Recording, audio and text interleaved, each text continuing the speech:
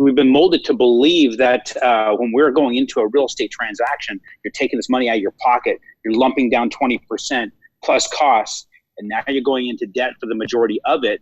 And many people come at that with the perception that they need to accelerate that payment as fast as they can. Want to get that loan paid off quickly. Or can I get a 15-year loan? Or is my rate better at 15 years? And my goal in that first conversation, at least let them take that mindset they have, set it on the shelf. Let's start talking about this as they are now considering becoming the CEO of a real estate investment firm. And when you're the CEO of something, you have to look at things differently. Welcome to the Accelerated Investor Podcast with Josh Cantwell. If you love entrepreneurship and investing in real estate, then you are in the right place. Josh is the CEO of Freeland Ventures Real Estate Private Equity and has personally invested in well over 500 properties all across the country. He's also made hundreds of private lender loans and owns over 1,000 units of apartments. Josh is an expert at raising private money for deals, and he prides himself on never having had a boss in his entire adult life. Josh and his team also mentor investors and entrepreneurs from all over the world. He doesn't dream about doing deals. He actually does them, and so do his listeners and students. Now sit back, listen, learn, and accelerate your business, your life, and your investing with the Accelerated Investor Podcast. So hey, welcome back to Accelerated Investor. Josh Cantwell here. So excited to be with you, whether you're in the gym, you're in your car, you're out for a walk, wherever you're at, learning to level up your life and your real estate investing, your entrepreneurship and leadership skills. And we're just excited to come into your ears, into your head, and give you a few tips and strategies to make optimizations in your life and your business. For everybody who's been sharing, talking, ratings, reviews, sharing this on social media, we really appreciate you. Thanks so much. Today, we're going to talk about real estate finance. We're going to talk about building sales teams, and we're going to talk about the mindset of real estate entrepreneurs. My guest today is Aaron Chapman. He is a mega producer. He has over 22 years of real estate experience and real estate finance experience. In the last 12 months, he's closed over 700 real estate transactions on the finance side as a real estate lender. He's got a massive team. He also leads an amazing outdoor life in Mesa, Arizona, spending time outdoors, fly fishing, hunting, just spending time doing what he enjoys as an outdoorsman. It's an amazing opportunity. I was referred to Aaron by one of my contacts and friends, one of my passive investors, a friend named Nitin. And Nitin speaks super highly of Aaron. So we met a few months ago. We've been trying to get this podcast scheduled up. Aaron, thanks so much for joining us today. What is going on in the real estate finance world? How are you? Hey, Josh, how you doing, brother? Real estate finance world, man, it is constantly evolving, constantly on the move. You're always forced to adapt, and you're trying to just be as nimble as possible. It's like you literally have to have some sort of mental yoga every single day to be able to conform with what they're doing, be able to mold around it and still be successful, because it is one of the most highly regulated industries in the world. Right. You're talking about at least the part that I'm in the conventional side. Right. So, that particular part of it's very, very, very heavy duty. You bet. So, so many real estate investors use leverage. I know guys that love leverage, and I know real estate entrepreneurs that like to try to pay all cash for things, and it's really tough to scale. So, Aaron, you do all kinds of conventional lending, rental loans, VA, jumbo loans, all different kinds of loans. You've been doing it for a long, long time. And we're sort of, at the mercy, if you will, of the big institutions. They're trying to project out the next 3 months, 6 months, a couple years, what's going to happen in the economy, in the real estate world. And things then change for us as far as what kind of products we can offer. But the products really are not as important as the actual operator, the mindset of the operator. What is that real estate investor trying to accomplish? So when you work with your clients, or a lot of real estate investors, What's your first thought in working with them, talking with them about their goals, their mindset about building their business?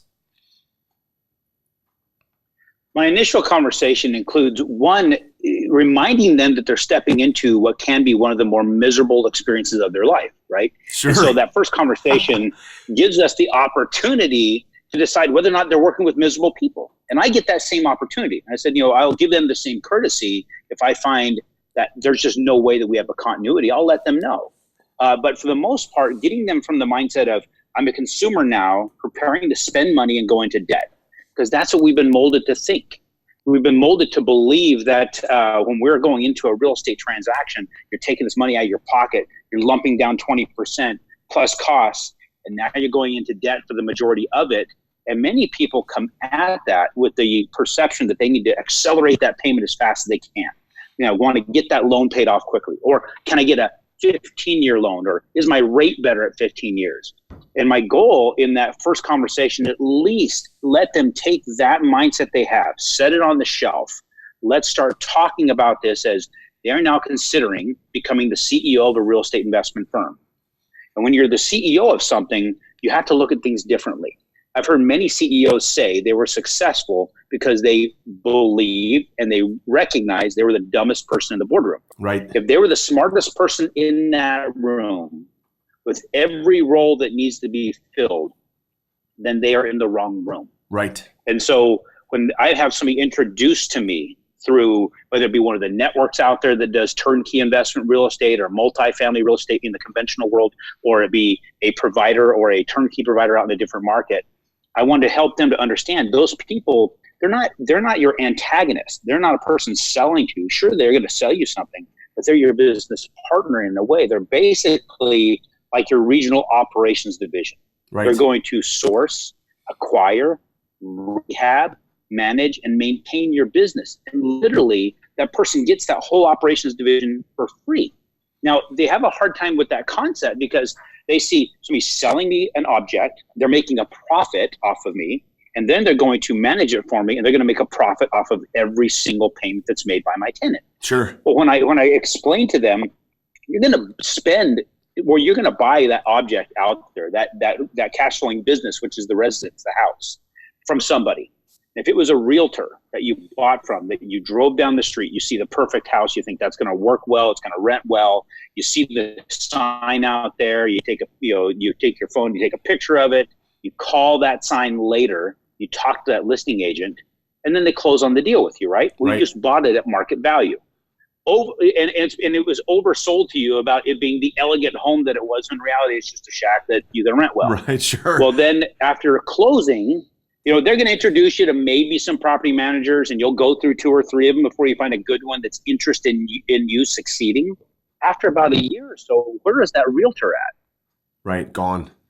Right. They sold the property. Property managers now trying to take care of it. Make sure you keep your cash flow moving. Exactly. At best, you'll get a picture of her and her damn cat at Christmas time, right? Right. In fact, I mentioned that one time to a client, and he literally starts laughing. He goes, "Dude, you'll never believe what I have in my hand." I'm like, "What's that?" He goes, "I have a picture of my realtor and her damn cat." Nice. And it has a stupid sweater on. It was hilarious. So the reason I bring that up is the people who are providing investment real estate, well, that's only one part of their business to sell the real estate. To manage that business for the person who just bought it, that CEO of that little firm, is a second part of their business. Right. And if they fail in their property management, then their business starts to fail. And if they start to fail, the investor starts to fail. And investor starts to fail, I start to fail, and I don't participate in failure. I get pissed off at that kind of stuff. I do not allow them to fail if I have any say in it. So then what I after I explain that, I let them know I'm applying for the fractional CFO job.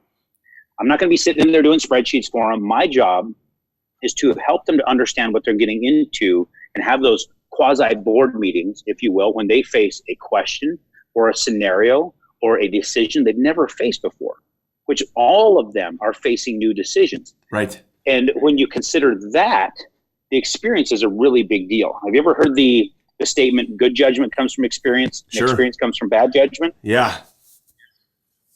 Well, that's great with low stakes, right? When you're talking about going through grade school and you learn that the one dude you don't kick or flick in the ear because that guy is crazy and he'll kick your ass. Yeah. That's a low stakes environment.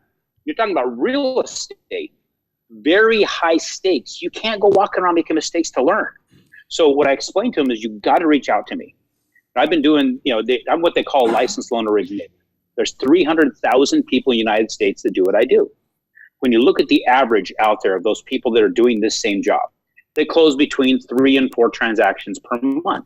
That's 36 to 48 transactions per year. Right now we're in a refi boom, so they're probably doing more. I don't count refis. Any jackass can do refis. The big banks, they've proven you can take a monkey out of a cage, give it a phone and training, it'll close loans, right? Right. Selling a rate is not business. That is shooting fish in a barrel. And in reality, selling low rates, as far as I'm concerned, and making people refi for rate is thievery. I'll get into that later if we have time. Yeah. But when it comes to my side of it, so compared to the other people out there, I've been doing this since 1997, as you explained. I did 707 transactions last year, 676 the year before. It was almost 98% real estate investment. I'm not chasing first-time home buyers. Yeah. I'm not chasing people that are trying to purchase the perfect house on the perfect street, not far from the yoga studio, and it's their right as an American to buy this house even though they can't afford it. Right? I'm not chasing that. I'm not getting involved in that. So since I have seen that many transactions, I've seen a lot of people's decision decision-making skills at work, where they failed or they've succeeded. So when that investor comes to me and they come with a question, they come with a decision they've got to make, my goal is to be able to give them practical data that they can think through before making that decision based upon my experience, where I've seen others fail and others succeed. And as I said, I don't participate in failure. Yeah. I will give them as much information as I can. And that's where I've seen a lot of success happen with these guys. My newest and most powerful real estate investing book, The Flip System, is now available.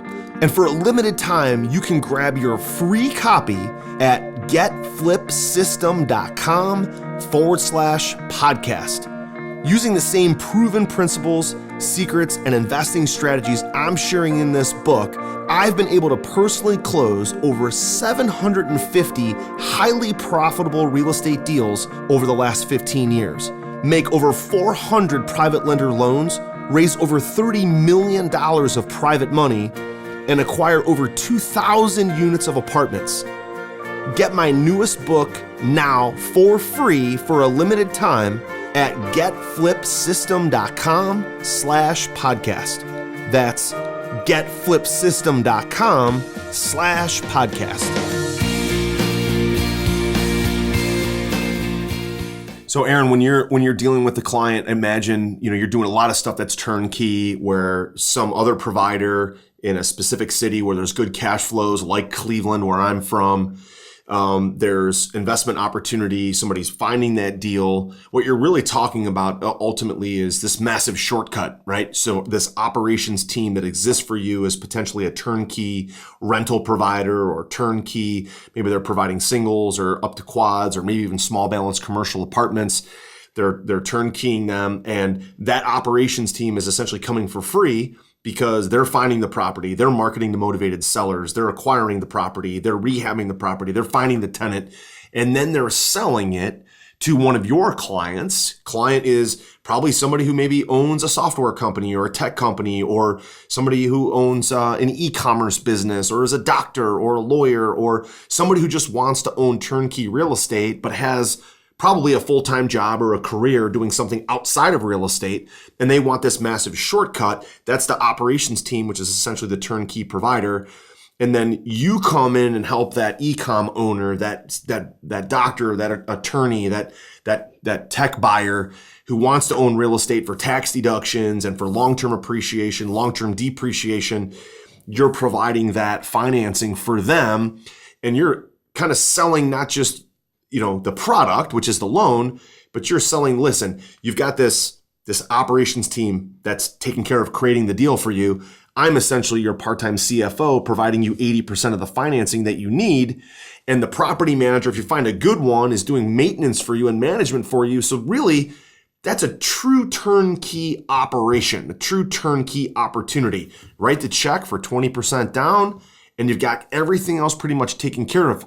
What sticks out to me though, Aaron, is making sure you pick the right team, right? So if you pick the right loan provider, someone like you at Secure National Mortgage Company, who can give them that proper loan that fits their needs, pick the right turnkey provider, pick the right property manager. So that owner operator, who's the doctor, who's the attorney, who's the e-com business owner, their job at the end of the day is to pick the right team to work with, you being part of that team. So you've built your own sales teams. You've built teams before. What elements of those teams are important that you've seen? Your clients that are buying 10, 20, 30, 50 turnkey rentals a year, what success stories have you seen? What have they gotten right with the teams that they've selected? And the things that have gone wrong, what have they done wrong? What team did they pick wrong? What didn't go well? Well, one, I believe is the lip service side of it that all of us are guilty of.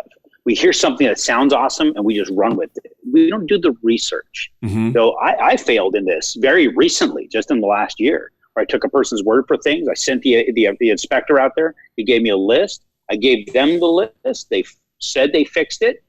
I needed to get the money deployed before the end of the year. I went ahead and moved forward on what their word was. And then we were having a hard time collecting rents on the already rented property. They already had a tenant. I was having a hell of a time. 3 months later, we got kicked out, and a lot of that stuff wasn't done. I had to spend $5,000 to get that rent ready for the next guy. It shouldn't have happened that way, but I cut that corner. That's my fault. So I have to own where I didn't do my part. I took lip service. I should have followed up. Every single person needs to, one, find who you work with that you can get along with.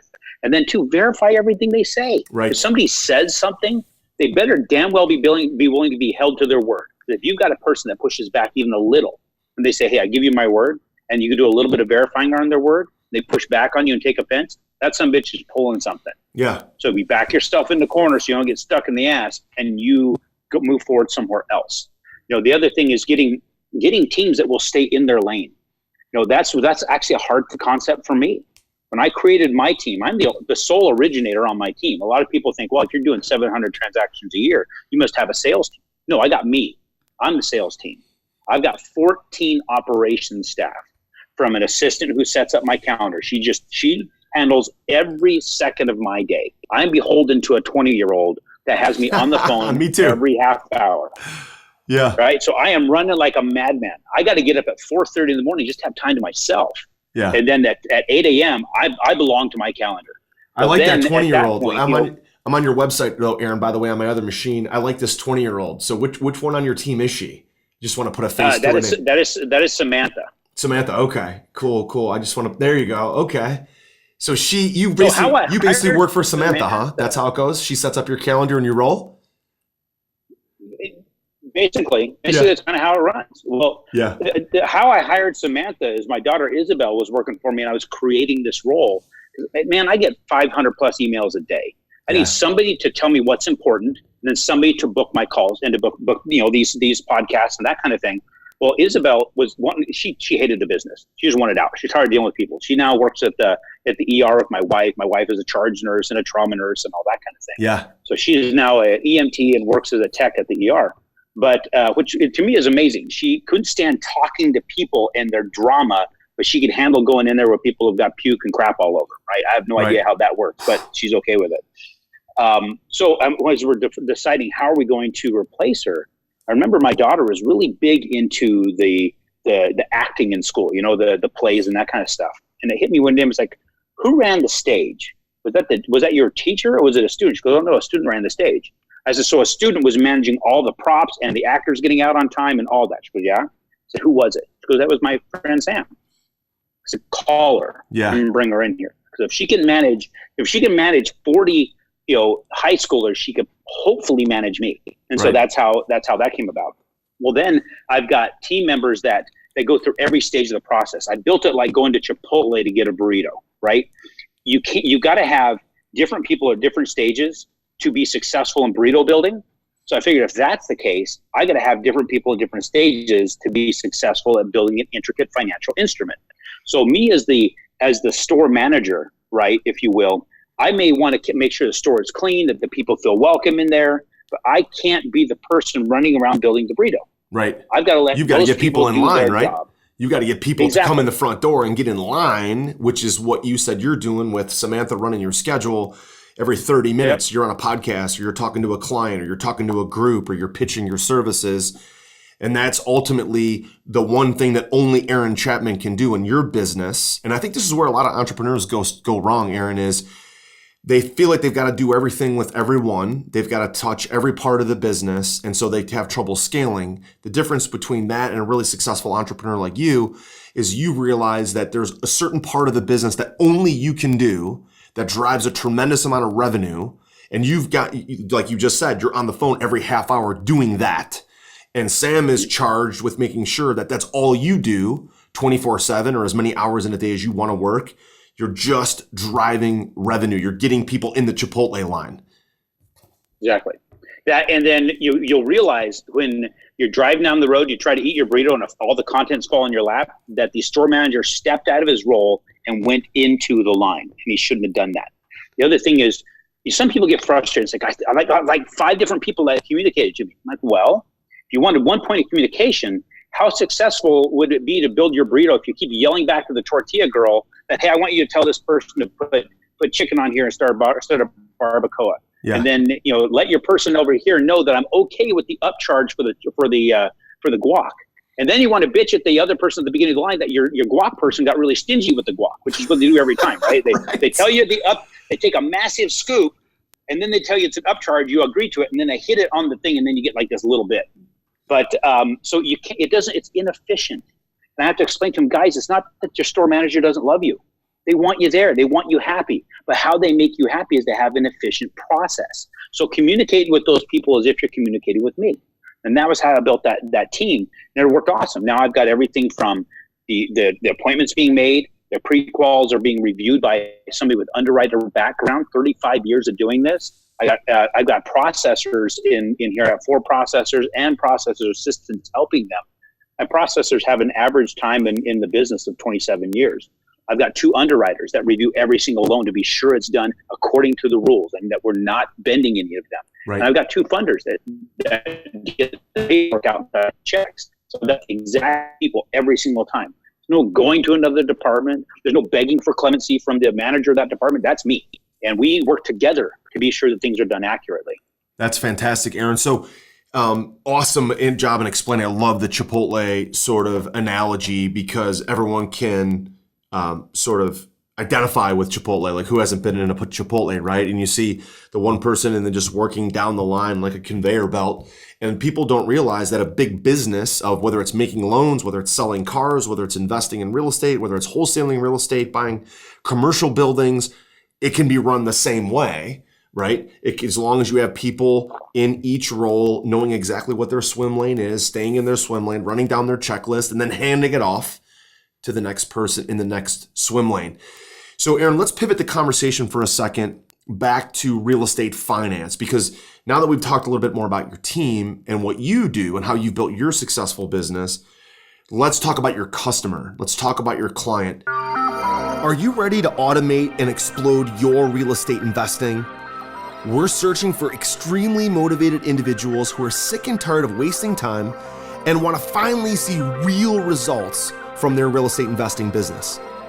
We're searching for investors looking to get to the next level and become a bigger, better version of themselves while being a more successful real estate investing entrepreneur.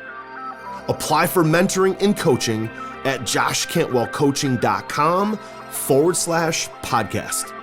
That's joshcantwellcoaching.com/podcast. So Aaron, there's these two schools of thought. There's the school of thought, I'm going to go buy turnkey rental properties. I'm going to get as much net free positive cash flow as I can get right now. And I'm going to buy properties where I can pay off my debt service, pay my expenses, get tons of net free cash flow. The other school of thought is this kind of working man's retirement. I had a student of mine bring this to me, and she was explaining, hey, what she'd like to do. Her name is Sean. She's actually from Phoenix, Arizona, down by you. And she says, hey, what if I just go buy 15 properties over the next 15 years with 15-year mortgages, and 16 years from now, every single year I'll have a property paid off, free and clear, and I can either refinance it or just live off the cash flow.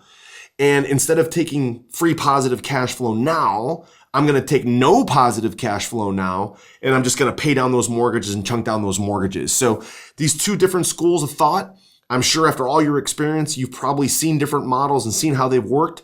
What are your thoughts on, do they both work? Is there one model that you've seen in the real world that works better? What are your thoughts on those? So there's one model that I tend to really focus on. And when people get into the 15-year consideration, all that, the reason I'm not a big fan of it, and I'll get into the 15-year thought process, is because with a 15-year loan, I get where you're saying, hey, I can sacrifice the cash flow today for a brighter future tomorrow. I understand that. But the problem with that, when you put all your cash flow in to pay it off within 15 years, what happens when it's not rented? What happens if you've got 15 properties, or at least 5 properties, and 3 of them go unrented? Your business is not taking care of itself. You have to jump in and take care of your business. I tell everybody, if you're running the type of life we're talking about, you've got a professional life, and now you've got your future that you're building with real estate.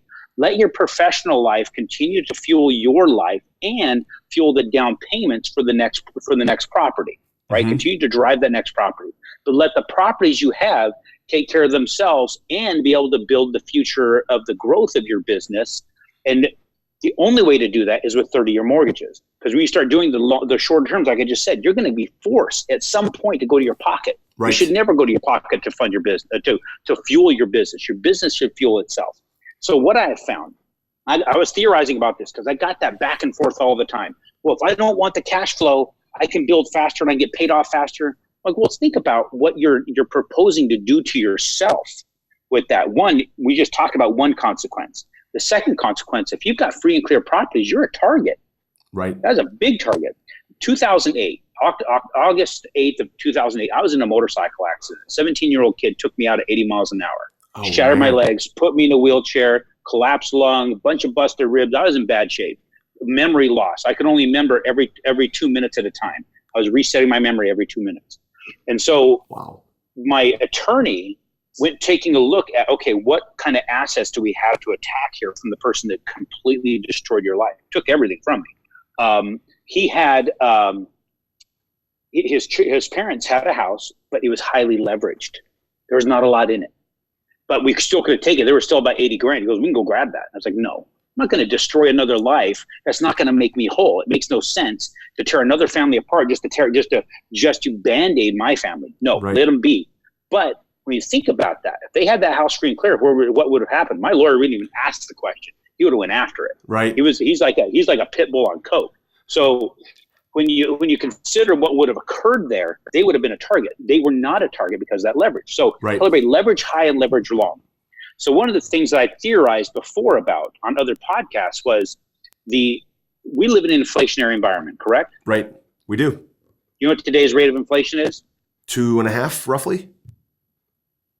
2.5%. So, or 2.5, maybe 3, and that comes the official numbers from the Fed, right? Right. Right. They use the CPI, the Consumer Price Index, and the PCE, which is their favorite metric, which is the what was that one? Personal Consumption Expenditures Index.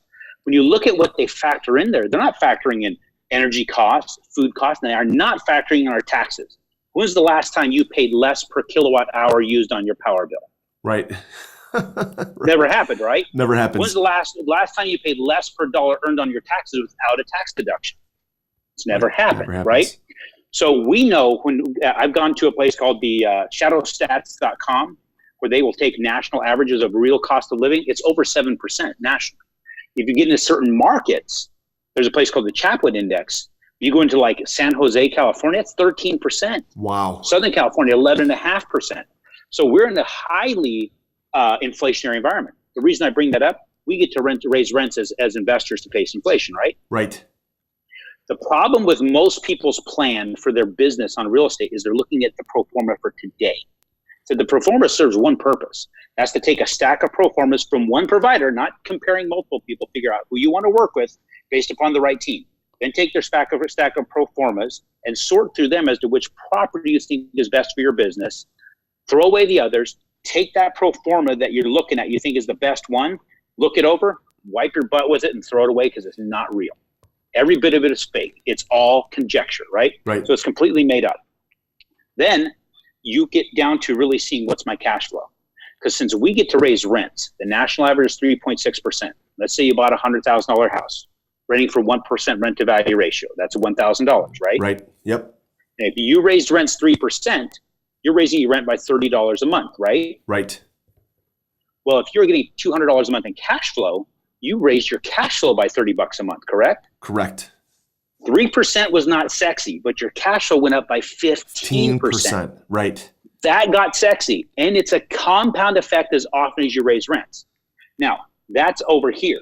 The loan for 30 years, do they get to raise the payment on that to pace inflation over that 30-year window? Fixed, baby. It's fixed.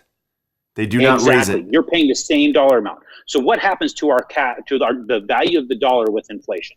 Yeah, value of the dollar goes down. So the cost of that loan is going to decline. Yeah. Continue to decline. So let's say it's 5%. Let's say you're able to keep your inflation at 5% because you're a financial wizard, right? So because of that, you get to raise rents. We know that. You're getting this cash flow increase, but you're paying it back with an instrument that's losing value every year. So when you recalculate the value of every single payment that you make over 30 years and compare that to the value of the dollar the day you borrowed it, when it's worth its most, anytime they're the ownership of that property, we've run the numbers. We actually show that you are not paying back the obviously an $80,000 loan is going to be about $151,000 between principal and interest over 30 years. Right. People are like, hey, if I do this in 15, I'll pay off. I won't be $151,000. I'll be paying like 120, right? 120, right. Yeah, something like that. So thinking they're getting ahead. The problem is when you're paying it off in 15 years, you're paying it off with an instrument that's worth more. So I was theorizing about this on a podcast, and I got a call after that podcast aired from the professor of accounting at Kennesaw State University. He says, you got to come speak to my students. Well, I'm scheduled to be out there on the 13th of November of 2019 to speak to the students of Kennesaw State. Nice. Then he and his students created a tool for me as a project for the accounting degree that shows that in the 30 years, when you recalculate just at a 5% inflation, only 5%, you're not paying $151,000. You're paying back an actual dollar value of $77,000 and change. Wow. You're paying less than you borrowed. Less than you borrowed. Now, wow. When you factor that 15 years, even with a 0.5% lower interest rate, because everybody's like, well, my rate will be lower on a 15, right? Sure. Well, when I factor at 15 years, you're not paying $77,000. You're paying like 83. You pay more money on the 15 years. Yeah, because the future value of your cash flows is not worth as much because you're not able to extend those cash flows in years 16 through 30, right? Because the inflation and the instrument you're paying, right, has more value during the first 15 years than it does in the latter 15 years. Wow. This is a compound decline. So you're literally getting free money. So I tell everybody, leverage high and leverage long, and understand that you're creating a tremendous amount of wealth, and this is not debt. This is the greatest asset of the deal. When everybody says, well, I ask them, where are you going to make the most money? Well, it's probably going to be in appreciation or in cash flow. No, it's not. Cash on cash return is 100% fictitious, where your real value is taking somebody else's money now at today's dollar value, buying an instrument that's going to create cash flow for you and slowly paying them back with something that's worth less and less and less. It's like giving them gold, being able to shave gold off of it all the time as you're giving it back. Yeah. And if you're able to do that, why would you not do that? Why would you not go to the movies and sit in the middle of the aisle, right? And have people passing food back and forth. You get to take what you want as often as you want. And then when you leave, they give you your money back. Right. That's basically what you're doing. Right. I love it. I love the analogy. You got to watch a kick-ass movie. You got to have hot dogs and popcorn and nachos and all the drinks you could stand. You got to get everything. And then when you sell the property, not only did you get to get full and get to get entertained, but then they paid you your price of your ticket. Because their down payment, the money you thought you spent, it's not spent. It's sitting in there. You get it back when you sell. So do not pay that off early. Do not finance it short term. Finance as long and as high as you possibly can. And don't quit letting the media run you around. I talk about being like a bull on a chain. They've got a ring in your nose and they're forcing you to go around. You know, people are refinancing every 4 to 5 years. That's insane. You want to know why? You want to know why they're doing that? Why?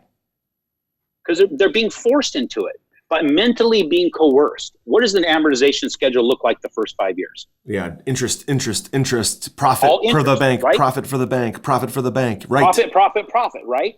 And they have convinced these people that's how often you do it.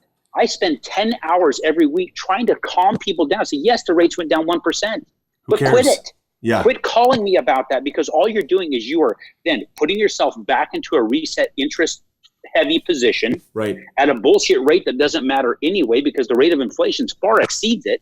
And then you're paying them fees to do it. You're giving them money to put you back in bondage. Quit that shit. Yeah. It drives me insane. That is awesome advice, Aaron. I love it. I love it. You know, it's interesting too, like with all my single family rentals, I don't have many left. I own about 2,200 units of apartments now. So I don't have as many single families as I used to. I've been slowly selling them off. But with my single families, it's amazing. Like, I have some loans with Wells Fargo, properties that I bought long ago. Now I'm like in year 15, year 20 of my pay down schedule. Those properties are nearing being paid off. And sure enough, now it's like weekly, monthly, I'm getting phone calls, I'm getting letters like refinance, rates are down. So my rates on those other ones are at like 6.5% because I bought the property years and years ago when rates were higher. And I'm not entertaining refinancing those because they're all principal pay down now. It'd be insane to refinance them at this point. The only reason I will endorse a refi is if you can pull 20 grand out. If you pull enough money out to buy another property, hell yeah. Yeah, You're getting another free that. property out of the deal. You keep taking somebody else's money to expand. And then, I mean, the tax benefits of owning more real estate. Think about that. If you're able to leverage every single bit of it, refinance one, pull your down payment out, buy another, put that money into it, and then finance the other 80%. Now you have two properties, 100% leverage. None of your money's in it anymore, right? And now you're getting all that tax deduction on an interest rate, and I keep the higher rates myself because I get to deduct more as somebody else is paying the rate. So we're creating financial freedom, and the freedom is the freedom from taxes. You know, the government has set it up to where if you're creating jobs and creating housing and contributing to the whole, you don't pay tax on that money, right? Right. People say that we're avoiding tax. No, we're not. We're doing our damn part. So if you want to sit on your cooler and you want to drink freaking beers and you want to watch football and want to do your fantasy football bullshit, and you want to do nothing for the rest of the world but help yourself, to pay your freaking taxes, because you're on my roads, you're on my streets, you're using my street lights that I'm paying for by creating jobs out there. Right. So you better pay your part. You better not bitch about the taxes that you pay. You and I, we're out there building jobs. We're creating things. We're using our money to build for our future, but we're also building for everybody else. Right. You know, not only do I have 15 employees, look at how many people we do loans for. Look how many people send us business. Look at the amount of properties I am employing handyman out there to work on things. I employ electricians. I employ plumbers. I employ roofers. I employ all these guys. We're contributing to the whole. We better damn well get a tax break. Absolutely. And if you know what, if you can drink beer and do fantasy football on top of owning successful business, then even better, because I like those too. But I don't sit on my butt and do it. We work hard, we work long, we contribute to the system, we provide a lot of value, and yes, we get a ton of tax deductions. And yes, I like to drink beer and play fantasy football. So and the thing is, I have no problem with people but don't bitch to me about what's going on when you don't want to get off your ass. Right. You know, you're the only person that's going to move you. And if you're like, hey, Aaron, I respect what's going on over there, but I'm gonna hang out and do this. This is what I want to do. Cool, have at that. That's awesome. You're living a life you want to live. But if you're living that life, you're saying, "Ooh, it sucks." You have it easy. The hell, I have it easy. You're kidding me? 4:30 every morning. I have to. We got to stress over things. I'm bandaging wounds every day because I'm bleeding out to try and keep going. Right. And you know what? The people that are providing tons of value, they're creating tons of jobs. They own lots of real estate. They're employing lots of people that are putting money back into the system. The tax code has been set up for eternity to benefit landowners, to benefit people that own real estate, whether it's commercial, whether it's residential. It's been that way. The long-term tax deductions, depreciation are amazing. That's why instead of bitching about the other people that don't pay any tax, take advantage of the system, because the system is designed for people that own real estate. There's only so much land to go around. Buy as much of it as you can, leverage it long, leverage it high, like Aaron said, and use the system to your advantage. So if you want to continue to run your e-commerce business, continue to be a doctor, a lawyer, an accountant, continue to be a nurse or a teacher, but buy more real estate and leverage it long, leverage it high. I love it. Aaron, listen, I want to give you an opportunity to tell all of my listeners and subscribers where they can get a hold of you, where they work with you, consult with you, get loans from you. I know your website, which is aaronbchapman.com. It's Aaron with the AARON spelling, aaronbchapman.com. Is there any other place that you want to point them to connect with you, to work with you? Tell us more about that. That is the best place. AaronBChapman.com will always be alive. I finally got my hands on AaronChapman.com. Okay. For some reason, that's where you always get a hold of me. And then set up a time to connect with us. You can always email my team or myself, aaron.chapman@snmt.com. So then you can also go to the NMLS Nationwide Mortgage Licensing System and look me up. My NMLS ID, it's like a prison ID. It's at 267844. Verify who I am. Verify that I can do what I can do. Verify what I'm about. But yeah, reach out to us. And when you get to that website, aaronbchapman.com, you see a redneck sitting on a cabin porch. That's my office in Missouri. You're in the right spot. You're not at the wrong spot. Just know that. I've got a list of podcasts, which will have this on the media page. I've got another one there. I've got some write-ups of some cool stuff we're doing. So you'll spend some time cruising around in that. Fantastic. Again, I've got, like I said, I met Aaron months and months ago through a mutual friend, Nitin, who has used Aaron for a number of loans and is building, Nitin is that classic case of an e-com tech guy who's, doing really well in that business and buying turnkey real estate on the side, using Aaron to help fund and finance that and create tax deductions. And then, looking at my company to make passive investments and active investments in both residential and commercial. So, Aaron, listen, had an absolute blast doing this. I love your approach. I love your energy. I love your conviction for what you do. It's amazing. So for all of my subscribers, make sure you check out aaronbchapman.com. Use Aaron for your financing needs. Aaron, definitely want to have you back. I think we're just kind of starting here to kind of peel back the onion on several different other topics that we can have. So let's make sure we get you back on the podcast very, very soon. Heck yeah, brother. Thank you. I appreciate it. You've been listening to Josh Cantwell and the Accelerated Investor Podcast. Leave a comment on our iTunes channel and let us know what you want to learn next or who you'd like Josh to interview. While you're there, give us a 5-star rating and make sure to subscribe so you can be the first to hear new episodes. Follow Josh Cantwell and his companies, Strategic Real Estate Coach and Freeland Ventures, on all social media platforms now, and stay up to date on new training and investment opportunities to start your journey toward the lifestyle you've always dreamed of. Apply for coaching at joshcantwellcoaching.com.